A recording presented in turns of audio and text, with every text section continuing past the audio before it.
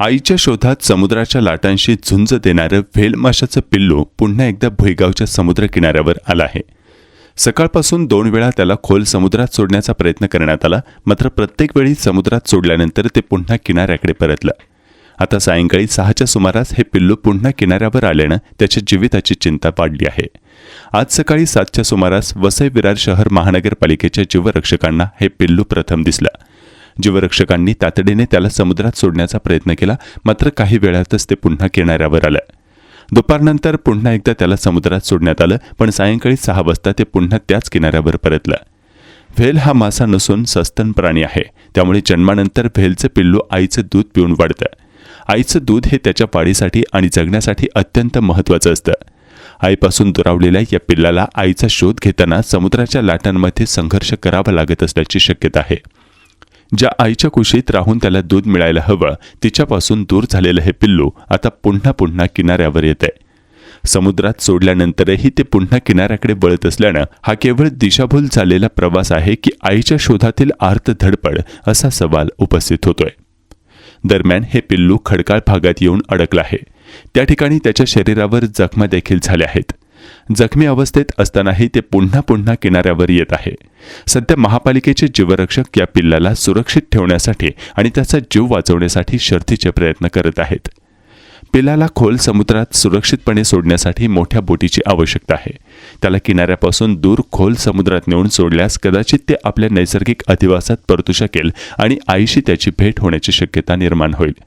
मात्र बोट येण्यासाठी 1.5 तास उलटूनही ती अद्याप घटनास्थळी दाखल झाली नसल्यानं स्थानिकांकडून याबाबत नाराजी व्यक्त केली जात आहे. मेरीटाईम बोर्ड आणि मत्स्य व्यवसाय विभागाच्या पातळीवर आवश्यक ती तत्परता दाखवली जात नसल्याचा आरोपही करण्यात येत आहे. एकीकडे जखमी पिल्लू खडकांमध्ये तडफडत आहे, तर दुसरीकडे त्याला खोल समुद्रात नेण्यासाठी बोटीची प्रतीक्षा सुरू आहे. आईच्या दुधासाठी आसुसलेलं हे निष्पाप पिल्लू आईच्या कुशीत पुन्हा पोहोचणार का, की किनाऱ्यावर सुरू असलेली त्याची ही धडपड त्याचा शेवटचा संघर्ष ठरणार, या प्रश्नाचं उत्तर आता प्रशासनाच्या तातडीच्या मदतीवर आणि या पिल्लाला सुरक्षितपणे खोल समुद्रात पोहोचवण्याच्या प्रयत्नांवर अवलंबून आहे. एके ठिकाणी शासन जैवविविधतेचे रक्षण करण्यासाठी कितीतरी दावे करत असले तर भुईगाव समुद्रकिनारी हे दावे फेल ठरत आहेत. जो एक वेल मासा जो भुईगाव समुद्र किनाऱ्यावर आलेला आहे, 12 तासापासून आम्ही त्याच्या संरक्षणासाठी त्याला त्याच्या अधिवासात सोडण्याचा प्रयत्न करतोय, शासन स्तरावर मागणी करतोय, तरी सुद्धा ती अपयशी ठरते. काय म्हणशील आता, किती तो केलेला आहे किंवा जखमी कसं आहे? संध्याकाळचे 7:30 वाजलेले आहेत. 12 तासाहून अधिक काळ हा या ठिकाणी आहे. सस्तन प्राणी आहे, त्याला आपल्या आईजवळ किंवा त्याच्या अधिवासात पाठवणं हे गरजेचं आहे.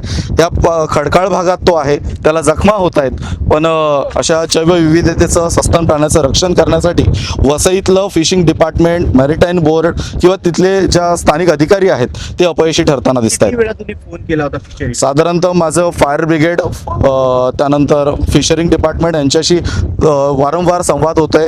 आता पोहोचतोय, हवा आहे, अशी वेगवेगळी कारणं दिली जात आहेत आणि मला तर वाटतं ह्या माशाचा मृत्यू झाल्यानंतरच ते या ठिकाणी पोहोचणार आहेत. मला एवढंच वाटतं की त्या माशाचा जीव वाचला पाहिजे. तो आईपासून बिचारा सकाळपासून लांब गेलाय, त्याला आईची फिडिंगची खूप गरज आहे.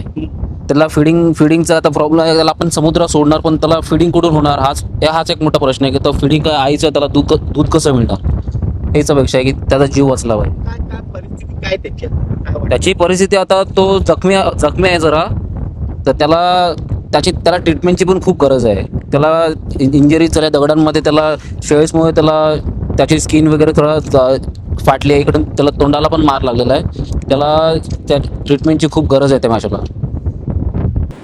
हे किती असेल याचं?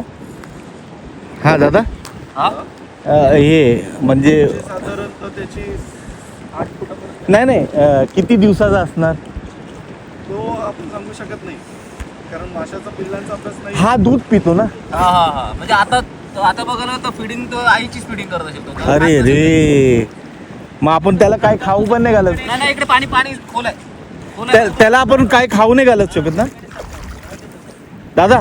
त्याला आपण काय खाऊ नाही घालू शकत ना?